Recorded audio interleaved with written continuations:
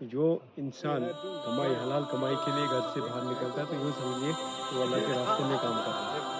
حاجی صاحب آپ بھی بہت اچھے ہیں، آپ جیسا کوئی نہیں، میں یہ کلیئر بولوں گا، میں نے اپنی زندگی میں آپ جیسا آدمی نہیں دیکھا، کلیئر بولتا ہوں انشاءاللہ، نہیں ایسا میں یہ کچھ بھی چھاتی نہیں، ٹھوک کے بولتا ہوں، آپ جیسا انسان ایسا میں نے نہیں کچھ بھی دیکھا، نہیں، آپ کا آپ کی بڑاپن ہے بہت۔ سادگی،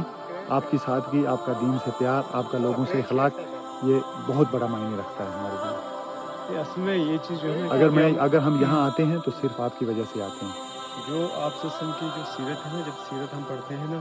تو سیرت سے کیا درس ملتا ہے کہ آپ سسم کتنا صحابہ کے ساتھ ان کے ساتھ اٹھنا بیٹھنا کس اخلاق کے ساتھ پیش آتے تھے۔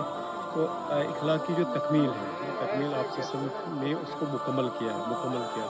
تو اگر ان اخلاق کو اگر ہم نبی صلی اللہ علیہ وسلم کی سیرت پڑھیں گے، صحابہ کی سیرت پڑھیں گے تو یہ کچھ بھی نہیں ہے، یہ کچھ بھی نہیں ہے۔ اور سادگی دیکھیے، حضرت عمر فاروق رضی اللہ تعالیٰ عنہ دنیا کے ایک تہائی حصے پہ حکومت کرتے تھے، اور ان کے جو جامہ ان کی قمیض جو تھی نا، تو اس قمیض میں 18 پیوند ہوتے تھے، یعنی بے 18 شک، پیوند۔ تو اتنا جو ایک تہائی زمین کے چپے پہ حکومت کرنے والا بادشاہ، اور اس کی اتنی سادگی اتنی نرمی، تو یہ چیز ہمیں یہ جب ہندوستان آزاد ہوا نا، کیونکہ آج تو انڈیپینڈنس ڈے یہی دن چل رہے ہیں، تو آزاد ہونے کے بعد گاندھی جی نے ایک زبردست بات کی، اس نے کہا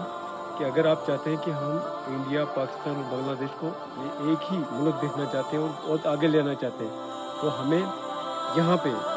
خلافت کے لیے حکومت کے لیے حضرت عمر فاروق رضی اللہ تعالیٰ، حضرت عمر رضی اللہ تعالیٰ عنہ اور حضرت ابوبکر صدیق رضی اللہ تعالیٰ جیسے ایسے لوگ چاہیے۔ ہاں یہ تو ہے، یہ تو بولا، لیکن حاجی صاحب آپ کے پاس اتنی ڈگریاں ہیں،